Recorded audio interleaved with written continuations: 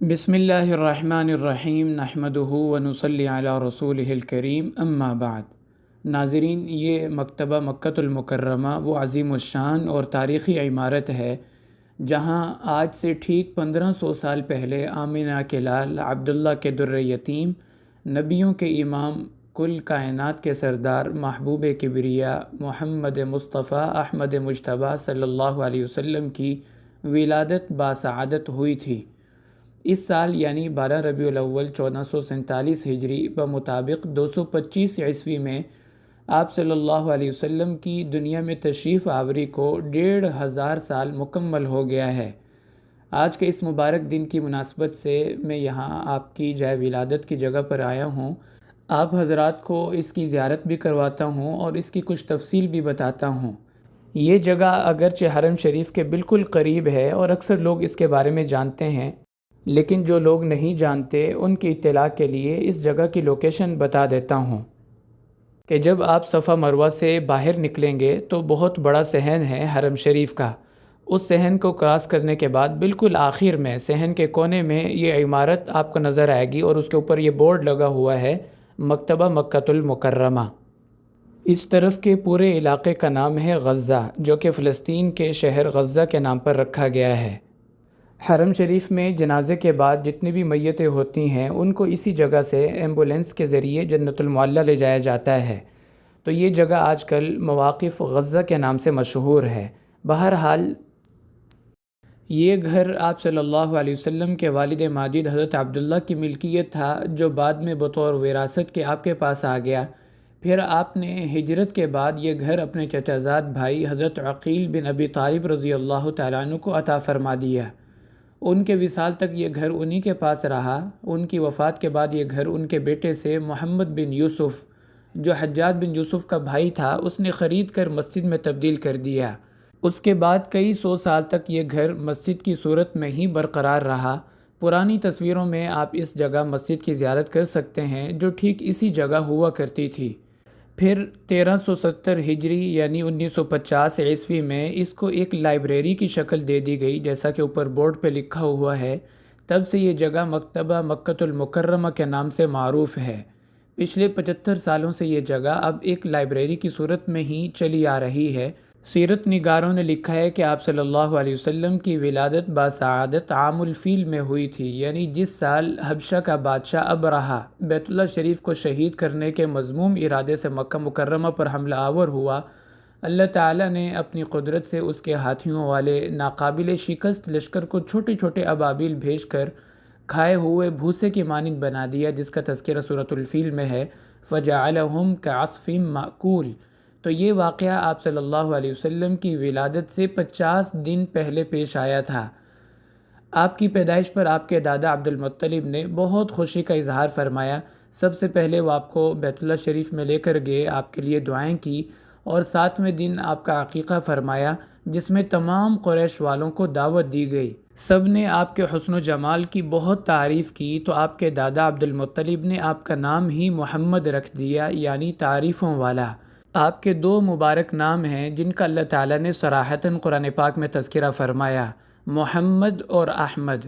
محمد نام آپ کی ولادت کے بعد رکھا گیا، جبکہ نام احمد آپ کی ولادت سے پہلے ہی آپ کا چلا آ رہا تھا، جیسا کہ آسمانی کتابوں میں اللہ تعالیٰ نے اسی نام سے آپ کا تذکرہ فرمایا، اور انبیاء سابقین بھی آپ کو اسی نام سے جانتے تھے۔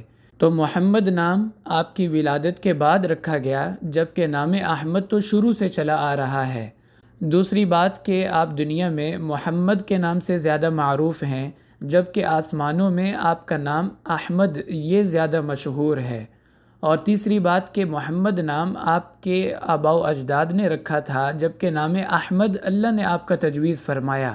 محمد یعنی وہ جس کی بہت زیادہ لوگ تعریف کریں، اور احمد کا معنی جو اللہ کی سب سے زیادہ تعریف کرنے والا ہو، تو آپ محمد بھی تھے اور احمد بھی تھے صلی اللہ علیہ وسلم۔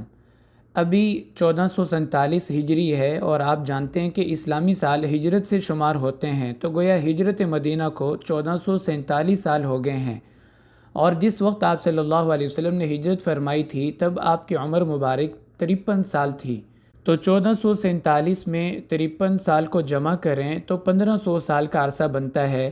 گویا اس حساب سے آپ صلی اللہ علیہ وسلم کی ولادت باسعادت کو اس سال 1500 سال مکمل ہو چکے ہیں۔ انگریزی تاریخ کے اعتبار سے اگر دیکھا جائے تو آپ کی ولادت باسعادت 22 اپریل 571 عیسوی میں ہوئی۔ دن پیر کا تھا اور مہینہ ربیع الاول کا، اس پر تو تمام مورخین کا اتفاق ہے۔ البتہ تاریخ میں اختلاف ہے کہ 9 ربیع الاول تھی یا 12 ربیع الاول۔ 9 ربیع الاول والا قول زیادہ راجح ہے، اگرچہ مشہور 12 ربیع الاول کا دن ہے۔ بہرحال شمسی سالوں کے اعتبار سے اگر دیکھا جائے تو آپ کی ولادت باسعادت کو 1454 سال ہو گئے ہیں، لیکن قمری سالوں کے اعتبار سے دیکھا جائے تو 1500 سال مکمل ہو گئے ہیں آپ کو دنیا میں تشریف لائے۔ یعنی قمری اور شمسی سالوں کے فرق کو اگر دیکھا جائے تو 46 سال کا فرق آ رہا ہے، چونکہ شمسی سال یہ 10 دن بڑا ہوتا ہے قمری سال کی بنسبت۔ اور یہ بھی آپ کے علم میں ہی ہوگا کہ اللہ کے نبی صلی اللہ علیہ وسلم اپنے والدین کے اکلوتے بیٹے تھے۔ آپ کی ولادت سے پہلے ہی آپ کے والد کا سایہ آپ کے سر سے اٹھ چکا تھا۔ آپ کے دنیا میں تشریف لانے سے چند دن پہلے آپ کے والد حضرت عبداللہ کا اپنے سسرال مدینہ منورہ میں انتقال ہوا، کیونکہ وہ شام سے تجارت کا سفر کر کے جب واپس آ رہے تھے تو مدینہ منورہ میں بیمار ہو گئے۔ قافلے کے باقی لوگ تو واپس مکہ مکرمہ آ گئے، لیکن حضرت عبداللہ اپنی طبیعت کے ناساز ہونے کی وجہ سے ان کے ساتھ نہیں آ سکے، اور چند دن کی بیماری کے بعد آخر کار اللہ تعالیٰ کی رحمت کو پیارے ہو گئے۔ اس وقت حضرت عبداللہ کی عمر صرف 21 سال تھی، جبکہ آپ کی والدہ حضرت آمینہ کی عمر مبارک صرف 19 سال تھی۔ تو آپ صلی اللہ علیہ وسلم اپنے والدین کے اکلوتے بیٹے تھے۔ 4 سال تک آپ حضرت حلیمہ سعدیہ رضی اللہ تعالیٰ عنہ کے پاس بنو سعد قبیلے میں رہے، جو کہ طائف کا ایک قبیلہ تھا۔ 4 سال کی عمر میں آپ اپنی والدہ کے پاس آ گئے اور 2 سال اپنی والدہ کے ساتھ رہے۔ جب آپ کی عمر مبارک 6 سال تھی، آپ کی والدہ کا بھی انتقال ہو گیا۔ پھر آپ کے دادا عبد المطلب نے آپ کو اپنی پرورش میں لے لیا۔ 2 سال ہی آپ اپنے دادا کے پاس رہے، ان کا بھی انتقال ہو گیا۔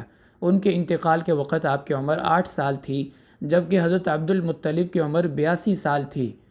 اس کے بعد آپ اپنے چچا حضرت ابو طالب کے پاس آ گئے، جو حضرت علی کے والد ماجد ہیں۔ آخر تک پھر آپ انہی کی کفالت میں رہے۔ نبوت کے 10ویں سال، یعنی جب آپ کی عمر مبارک 50 سال تھی، تب حضرت ابو طالب کا اور حضرت خدیجہ رضی اللہ تعالی عنہ کا انتقال ہوا، اور دونوں کی وفات 3 دن کے فاصلے سے ہوئی۔ تو آپ نے اس سال کا نام رکھا عام الحزن، یعنی غم والا سال۔ تو یہ مختصر سیرت تھی آپ صلی اللہ علیہ وسلم کی ولادت سے متعلق، اور اس گھر کا مختصر پس منظر جو آج اس ویڈیو میں آپ کے سامنے عرض کیا۔ اللہ تعالی ہمیں آپ صلی اللہ علیہ وسلم کی سچی محبت اور عشق نصیب فرمائے، اور آپ کی سنتوں کا کامل اتباع نصیب فرمائے، اور قیامت کے دن آپ کی سفارش نصیب فرمائے، اور دنیا میں بار بار آپ کے روضے کی زیارت اللہ تعالی ہمارا اور ہماری نسلوں کا مقدر فرمائے۔ وآخر دعوانا ان الحمد للہ رب العالمین۔